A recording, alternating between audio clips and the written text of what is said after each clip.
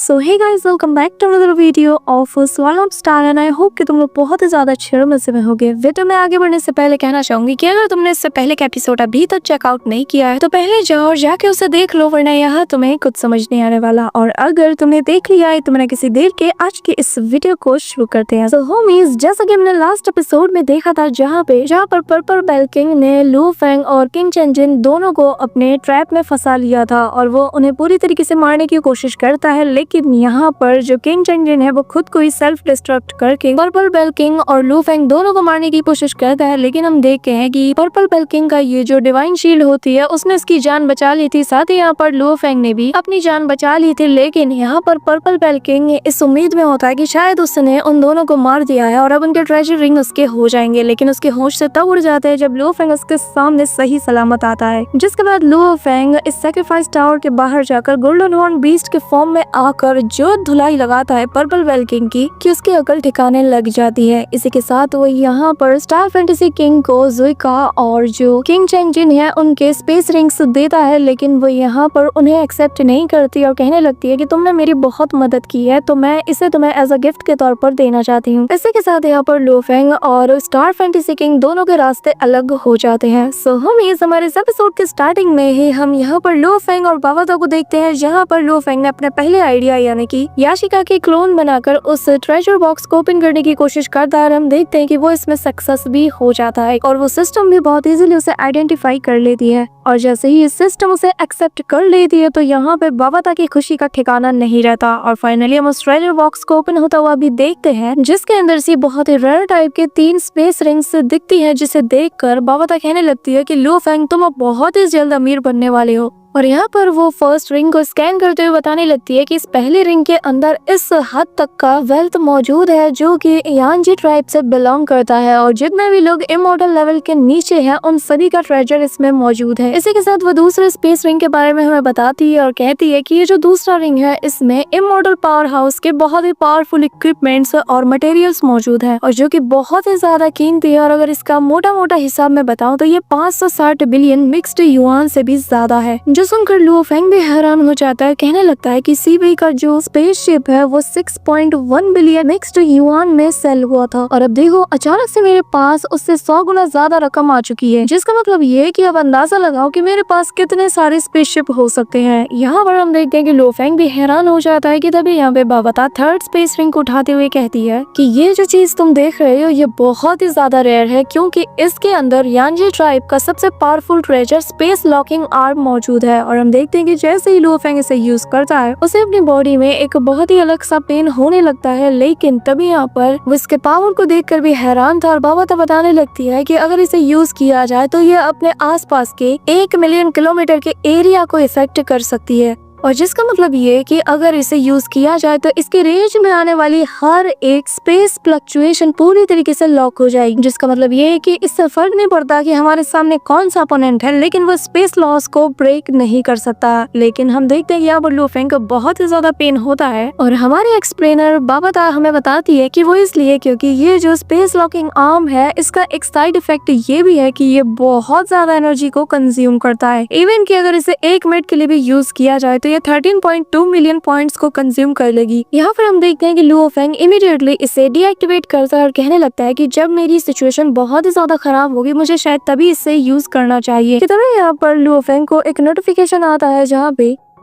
जहाँ पर star fantasy king उससे कहने लगती है कि जल्द से जल्द मुझसे होंगमिंग सिटी में मिलो। और हम देखते हैं कि उसका मैसेज पाते ही अपना लू फेंग वहाँ पर पहुंच जाता है, जहाँ पर उसे कुछ पुराने दोस्त भी मिलते हैं। कि तभी यहाँ पर जो स्टार फैंटेसी किंग होती है वो लू फेंग को देखकर खुश होती है और फिर उसे टेलीपैथी के थ्रू बताने लगती है कि तुम्हारे यहाँ पर आने से पहले मुझसे कुछ लोगों ने पूछा कि क्या तुमने उस सैक्रिफाइस टावर को पूरी तरीके से ऑब्टेन किया या नहीं, पर मैंने उन सभी को ना कहा, लेकिन मुझे डर है कि वो लोग फिर भी तुम्हारे पीछे जरूर आएंगे। यहाँ पर ये सुनते साथ ही लू फेंग मन में कहता है कि आखिर इन सभी को इस रूमर्स के बारे में कैसे पता चला। कि तभी उसे ख्याल आता है कि जरूर पर्पल बेल किंग ने ही ये सारी बात बताई होगी। इसी के साथ यहाँ पर हम देखते हैं कि सैक्रिफाइस टावर के बाहर कुछ और लोग भी पहुंच जाते हैं, जहाँ पर जब उन्हें वो ट्रेजर नहीं मिलता तो वो लोग उस जगह पर बैटल के निशानात को देखकर समझ जाते हैं कि यहाँ पर पर्पल बेल किंग ने झूठ नहीं कहा। साथ ही हम देखते हैं कि दूसरे बंदी को गुस्सा आता है, लेकिन यहाँ जो उसका साथी था वो उसे रोकते हुए कहने लगता है कि चिंता मत करो, हमें दूसरे मौके के भी मिलेंगे। वहीं दूसरी तरफ हम देखते हैं कि लू फेंग की ये खबर दूर दूर तक पहुंच जाती है और सभी लोग इस वक्त लू फेंग की तलाश में ही होते हैं, क्योंकि उन लोगों को लू फेंग से हर हाल में यांजी ट्राइब का वो ट्रेजर चाहिए था। कि तभी यहाँ पर हम कुछ और लोगों को देखते हैं जहाँ पर वो बताने लगता है कि जिस इंसान के बारे में हमने इतना कुछ सुना उसका नाम यांग है और वो इस वक्त ह्यूमन मिलिट्री बेस कैंप के अंदर छिपा हुआ है, और जिसका मतलब ये है कि फिलहाल हम उसका कुछ भी नहीं बिगाड़ सकते। इसके दौरान सीन शिफ्ट होता है, हम लू फेंग को देखते हैं जहाँ पर स्काई फॉर्मेशन किंग ने उसे इन सभी के बारे में बता दिया था। साथ ही वो यहाँ पर बहुत से रेसेस के वेरियस इंफॉर्मेशन भी देता है जिन्होंने की यांजी कॉन्टिनेंट में अपनी हलचल बढ़ा दी है, जिसपे लू फेंग उसका शुक्रिया अदा करता है। लेकिन स्काई फॉर्मेशन किंग उससे कहने लगता है कि हम दोनों ही ह्यूमन है और ह्यूमन के अगेंस्ट अगर कोई दुश्मन खड़ा है तो हमें उसका मिलकर सामना करना चाहिए, तो इसमें शुक्रिया कहने वाली कोई बात नहीं। साथ ही वो यहाँ पर लू फेंग से कहने लगता है कि अगर तुम्हें कभी भी ऐसा लगता है कि एक्स्ट्रा टेरिटोरियल जो बैटलफील्ड है वो तुम्हारे लिए कुछ ज्यादा ही टफ हो रही है तो तुम जब चाहो हमारी टीम को ज्वाइन कर सकते हैं। इसी के साथ दोनों अपने रास्ते निकल जाते हैं कि तभी यहाँ पर लू फेंग बाबाता के साथ कांटेक्ट बनाते हुए सब सारी बातें बता देता है और कहने लगता है कि मुझे ऐसा लगता है कि जो पर्पल वेल किंग है उसने स्टार फैंटेसी किंग के बारे में किसी को कुछ भी नहीं बताया। यहाँ पर ये सुनकर बाबाता बताने लगती है कि हाँ ये बात अच्छी है, लेकिन तुम्हें ऐसा नहीं लगता कि इसके जरिए से उसने सिंगल हैंडेडली तुम्हें टारगेट किया है, जिसका मतलब जितने भी यूनिवर्स के पावर हाउसेज हैं अब वो तुम्हारे पीछे आएंगे। जिसपे लू फेंग कहने लगता है कि मैं डर कर यहाँ पे छुप के नहीं बैठ सकता, क्योंकि मेरे पास जो 560 मिक्स्ड बिलियन युआन है उनका यूज करके खुद की स्ट्रेंथ को बढ़ाना होगा, वरना मैं इतनी ज्यादा रकम को कभी भी प्रोटेक्ट नहीं कर पाऊंगा। इसी के साथ वो स्क्रीन की तरफ देखते हुए कहता है कि मुझे जल्द से जल्द इन्हें स्पेंड करना होगा और फिर मैं यहाँ से निकल जाऊंगा। जो सुनकर बाबाता स्माइल करते हुए कहती है कि वैसे तुमने सोचा है कि आखिर तुम कहाँ स्पेंड करोगे, जिसपे लू फेंग हंसता और कहने लगता है कि वो तो मैंने कब के खर्च कर दिए। जो सुनकर बाबाता के होश उड़ जाते हैं और वो हैरानी के साथ कहती है कि क्या आखिर तुमने उन्हें कहाँ यूज किया, जिसपे लू फेंग बस स्माइल करता है। इसी के साथ सीन शिफ्ट होता है और हम एक केव के अंदर पर्पल बेल किंग को देख रहे हैं जहाँ पर वो खुद को हील करने में लगा हुआ था और वो कहने लगता है कि ह्यूमन मैं तुम्हें नहीं छोड़ूंगा, तुम चाहे जहाँ पर भी छिप कर बैठे रहो, लेकिन मैं तुम्हें तुम्हारे बिल से बाहर निकाल कर तुम्हें मार डालूंगा। यहाँ पर उसकी ये सारी बात सुनते हैं हम कि तभी उसके पीछे हमें एक जायंट सा पाइथन नजर आता है जो कि इस पर अटैक करने वाला था, लेकिन हम देखते हैं कि अगले ही पल जो पर्पल बेल किंग है वो बहुत इजीली उसे निपटा देता है और फिर वो चिल्लाते हुए कहता है कि ह्यूमन तुम बस मेरा इंतजार करना, तुमने जो मेरे साथ किया है मैं उसका बदला तुमसे जरूर लूंगा। इसी के साथ सीन शिफ्ट होता है और हम लू फेंग को ट्रेजर को परचेस और सेल करता हुआ देखते हैं, जहाँ पर वो कुछ पुराने ट्रेजर्स के बदले में नए ट्रेजर्स लेने भी आया था। जहाँ पर बाबाता हमें बताती है कि उसने बहुत से अमाउंट में जो ट्रेनिंग रिसोर्सेज हैं उन्हें बाय किया है, जिसके जरिए से हम गोल्डन हॉर्न बीस्ट के पावर को अपग्रेड कर सकते हैं। साथ ही यहाँ पे उसने एक वेलकम क्रिस्टल को भी परचेज किया है ताकि इमरजेंसी में ये इनके काम आए। साथ ही उसने the water God sword crystal को भी बाय किया है जो कि स्काई लॉकिंग आर्म में बहुत ज्यादा काम आएगा, क्योंकि उसे एक बार एक्टिवेट करने के लिए ही जरूरत से ज्यादा एनर्जी का यूज करना पड़ता है और ये जो वाटर गॉड क्रिस्टल है ये इसके लिए बहुत ही अच्छा कारगर साबित होगा, जो कि स्काई लॉकिंग आर्म के लिए किसी फ्यूल की तरह काम करने वाली है। साथ ही बाबाता हमें बताती है कि लू फेंग ने अब तक का सबसे एक्सपेंसिव जो वेनम है उसे भी परचेज किया है, जिसका नाम है फर्मल वेनम,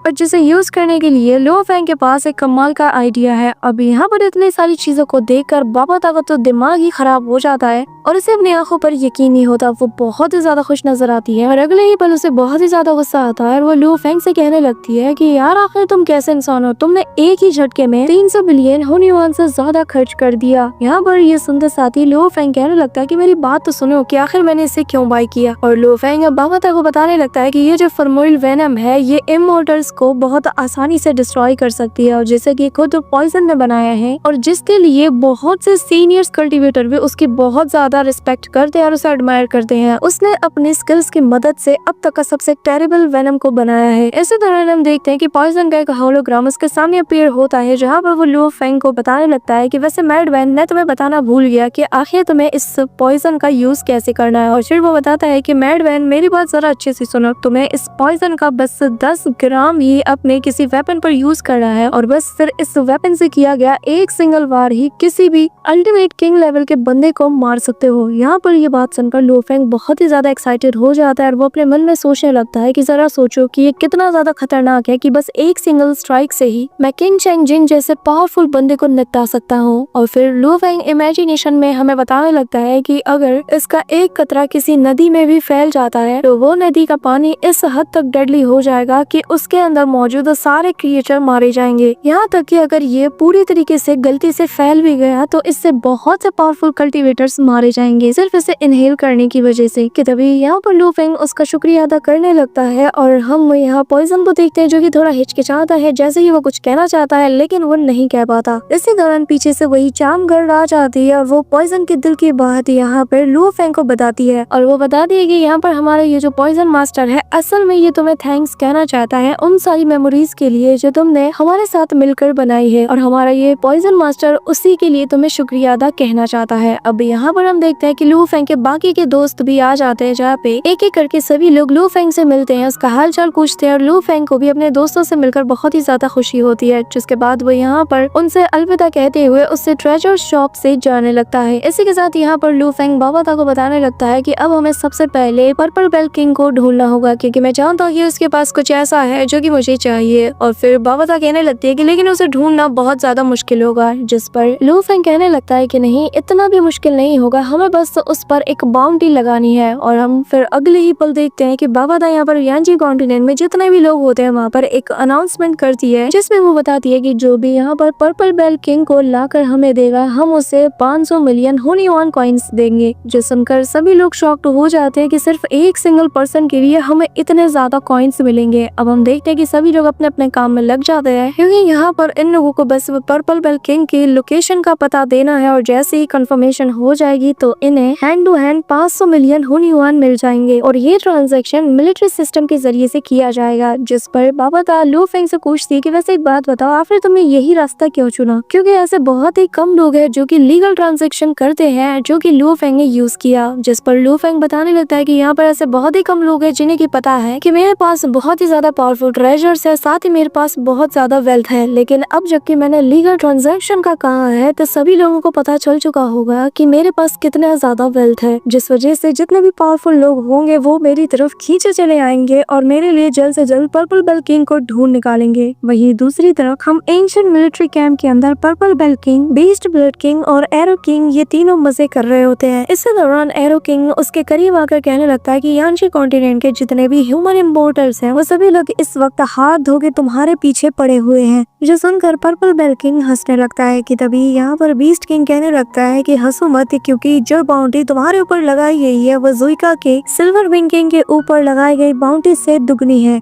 और अब बहुत से पावरफुल लोग तुम्हें यहाँ पर ढूंढते हुए आ जाएंगे। जिस पर पर्पल बेल किंग हंसते हुए कहता है कि आखिर मुझे उनसे डरने की क्या जरूरत है क्योंकि मेरे पास बीस्ट किंग और एरो किंग जैसे दो पावरफुल कल्टीवेटर्स मौजूद हैं, तो भला मुझे उनसे डरने की क्या जरूरत। पर चलो देखते हैं कि आखिर यांजी कॉन्टिनेंट का कौन सा बंदा हमसे पंगा लेने आता है। जिस पर वो तीनों हंसने लगते हैं कि तभी यहाँ पर बीस्ट किंग कहता है कि इस बैटल फील्ड में हम सभी लोग सारे रेसेस से सबसे ज्यादा स्ट्रॉन्ग है, तो चलो देखते हैं कि आखिर हमारा कौन क्या ही बिगाड़ सकता है। इन्हें हम कीड़े की तरह मसल के रख देंगे। जिसके बाद वो लोग पूछने लगते हैं कि बताओ आखिर खेल कब शुरू करना है। जिस पर पर्पल बेल किंग कहता है कि मेरा खेल खेलने का तरीका थोड़ा अलग है, मैं पहले अपने शिकार को ये दिखाता हूँ कि मैं बहुत ज्यादा कमजोर हूँ ताकि वो ओवर कॉन्फिडेंट हो जाए और खुद मेरे तरफ खींचा चलाए, जिसके बाद मैं उसे अपनी ट्रू पावर दिखाकर उसे मिटा के रख दूंगा। इसी दौरान सीन शिफ्ट होता है और हम देखते हैं कि स्टार फैंटेसी किंग ने लू फेंग को पर्पल बेल किंग के बहुत ही करीब टेलीपोर्ट कर दिया था और वो जाते हुए कहने लगती है कि प्लीज अपना ख्याल रखना क्योंकि ये जगह बहुत ही ज्यादा खतरनाक है। और उसके जाते ही बाबाता यहाँ पर लू फेंग को बताती है कि यहाँ से 3000 किलोमीटर की दूरी पर एक केव के अंदर पर्पल बेल किंग छुपा हुआ है। साथ ही हम देखते हैं कि लू फेंग के यहाँ पर आते साथ ही जो पर्पल बेल किंग है उसे यहाँ पर एनर्जी फ्लक्चुएशन फील होता है और वो समझ आता है कि यहाँ पर कोई तो आया है। यहाँ पर हम देखते हैं कि जो बाबाता है वो लू फेंग को बताती है कि कमाल की बात है कि इसने किसी भी सिग्नल को ब्लॉक नहीं किया, जिसका मतलब ये जानबूझकर अपनी लोकेशन को रिवील कर रहा है और जिसका मतलब ये भी भी है कि इसने हमारे लिए जाल बिछा के रखा है। जिस पर लू फेंग कहने लगता है कि हाँ मैं जानता हूँ कि ये हमारा ही यहाँ पर इंतजार कर रहा है। और उसके इस हरकत से मुझे ये भी लगता है कि वो खुद पर बहुत ही ज्यादा कॉन्फिडेंट है, लेकिन मैं भी कम नहीं, मैं भी जानता हूँ कि आखिर मुझे उसे कैसे हराना है। और जब वो मेरे हाथों मारा जाएगा तो तब वो सीन देखने लायक होगा। इसी के साथ अगले ही पल हम यहाँ पर लू फेंग को देखते हैं जो कि एरिना को ऑर्डर देता है, जहाँ पर वो उसके ऑर्डर को पाते साथ ही अपने मिलियन ऑफ जग आर्मी को रिलीज करती है। वहीं दूसरी तरफ हम पर्पल बेल किंग को देखते हैं जो कि बिल्कुल शांत बैठा हुआ था और वो अभी भी यहाँ पर लू फेंग का इंतजार कर रहा था। लेकिन अगले ही पल यहाँ पर एक जोरदार एक्सप्लोजन होता है जो कि यहाँ पर एरिना की उस आर्मी ने किया था और ये एक्सप्लोजन इतना बड़ा होता है कि आसपास की चीजें भी डिस्ट्रॉय हो जाती हैं। पर अगले ही पल यहाँ पे हम पर्पल बेल किंग को देखते हैं जो कि उस एक्सप्लोजन को देखकर कहने लगता है कि ये कितना तगड़ा वाला एक्सप्लोजन था, पर शुक्र है कि मैं समय रहते वहाँ से निकल गया। इसी के साथ जुइका अपने मन में कहने लगता है कि अगर मुझे यहाँ पर ज्यादा खतरा महसूस होता है तो मैं यहाँ पर अपने बाकी के दोनों साथियों को बुला लूंगा कि मैं हर हाल में इस ह्यूमन को मारना चाहता हूँ। इसी के साथ वो यहाँ पर अपने दोनों साथियों से कहता है कि मैं इस ह्यूमन को डिस्ट्रैक्ट करने की कोशिश करता हूँ और फिर तुम दोनों इसका पीछा करते हुए हमारे प्लान के अकॉर्डिंग इस पर दोनों डायरेक्शन से अटैक करके इसे जान से मार देना। इसी के साथ हम यहाँ पर देखते हैं कि एरिना के उस जर्क आर्मी के अटैक से यहाँ पर बहुत बड़ी तबाही हो चुकी थी। साथ ही यहाँ पर लू फेंग भी आ जाता है, जिसके बाद वो पर्पल बेल किंग से कहने लगता है कि क्या हुआ,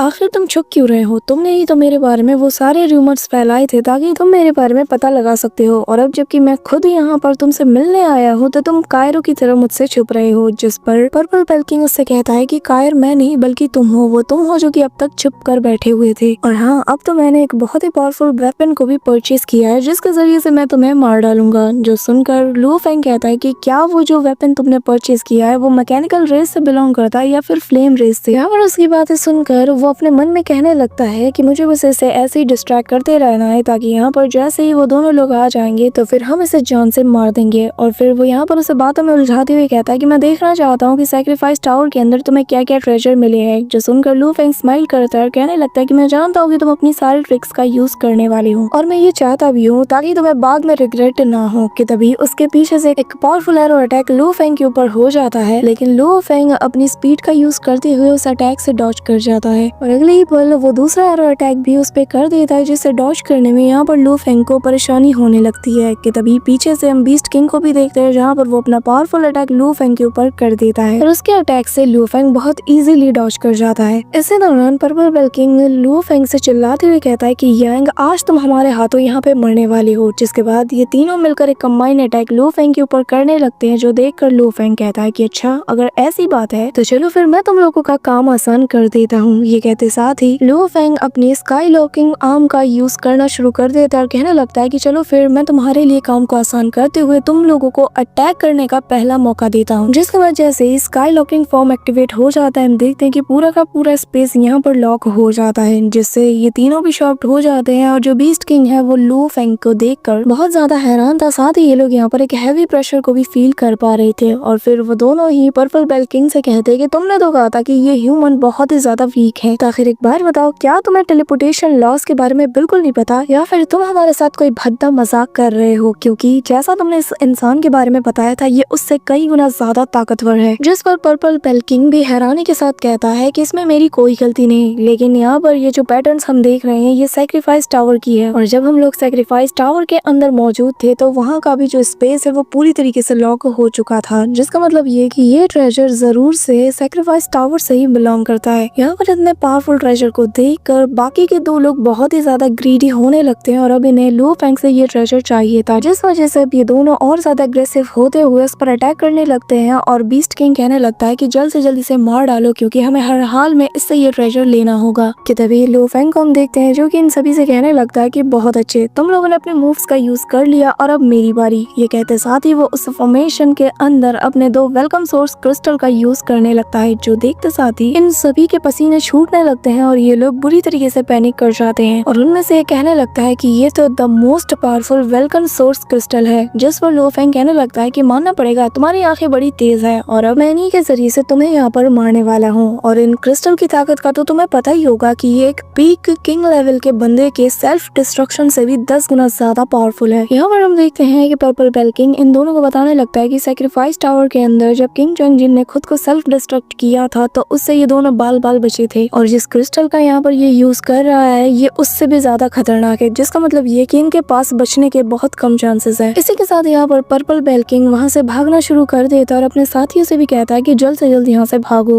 लेकिन हम लो फेंग को देखते हैं जो कि स्माइल करते हुए कहता है कि बच्चे बहुत देर हो गई, और अगले ही पल लो फेंग खुद को सिल्वर विंग किंग से पूरी तरीके से कवर कर लेता है और यहाँ पर जो बड़े बड़े धमाके होते हैं जिसके इम्पैक्ट से ही जो बीस्ट किंग है वो सेकंड्स में डिस्ट्रॉय हो जाता है। लेकिन अगले ही पल वो यहाँ पर रीजनरेट होकर कहने लगता है कि अब मैं समझा कि आखिर इसने इस स्पेस लॉकिंग टेक्निक का यूज इसलिए किया ताकि वो यहाँ पर इन क्रिस्टल का यूज कर सके और उन्हें एक्सप्लोड करा के हमें यहाँ पे जान से मार सके। यहाँ पर हम देखते हैं कि ये दोनों लोग बार बार यहाँ पर डिस्ट्रॉय हो रहे थे और बार बार रीजनरेट भी हो रहे थे कि तभी एरो किंग कहने लगता है कि क्या इस ह्यूमन को डर नहीं लगता, क्योंकि ये खुद भी इस एक्सप्लोजन की चपेट में आने की वजह से मर सकता है, क्या इसे मौत का डर नहीं। यहाँ पर हम देखते हैं कि पर्पल बेल किंग भी बार बार रीजनरेट होता है लेकिन बार बार उसकी बॉडी डिस्ट्रॉय होती है, और यहाँ पर ये जो एक्सप्लोजन था ये इस हद तक फैल चुका था कि स्पेस से भी इस एक्सप्लोजन के इम्पैक्ट को देखा जा सकता था। इसी दौरान हमें कुछ देर बाद का सीन दिखाया जाता है जहाँ पर हम उस बर्फीले इलाके को देख सकते हैं जो कि पूरी तरीके से तबाह और बर्बाद हो चुका है, और यहाँ पर चारों तरफ हमें लावा देखने को मिलता है कि तभी हम यहाँ पे पर्पल बेल किंग को भी देखते हैं जो कि शायद बच गया था, और वो बहुत ही ज्यादा खुश हो रहा था और हंसते हुए अपने आप से कहने लगता है कि मैं बहुत ही ज्यादा लकी हूँ और मैं उस अटैक से बच चुका हूँ। कि तभी यहाँ पर उसके सामने लो फेंग आता है और कहने लगता है कि ठीक है फिर मैं तुम्हें एक और मौका देता हूँ, और अपने वेपन से उस पर एक जोरदार अटैक करता है। जिसके बाद उसके सामने आकर कहने लगता है कि जिस वेपन से मैंने तुम पर अटैक किया है ये कोई ऑर्डिनरी वेपन नहीं है, बल्कि इस पर फिमोरल वेपन की एक कोटिंग की गई है और जो कि सेकंड्स में ही तुम्हारी बॉडी को डिस्ट्रॉय कर देगी, क्योंकि इसे फैलने के लिए 0.01 सेकंड का वक्त चाहिए, और इसके बस 0.27 ग्राम से ही तुम्हारी बॉडी को मैं मार सकता हूँ। और हम अगले ही पल देखते हैं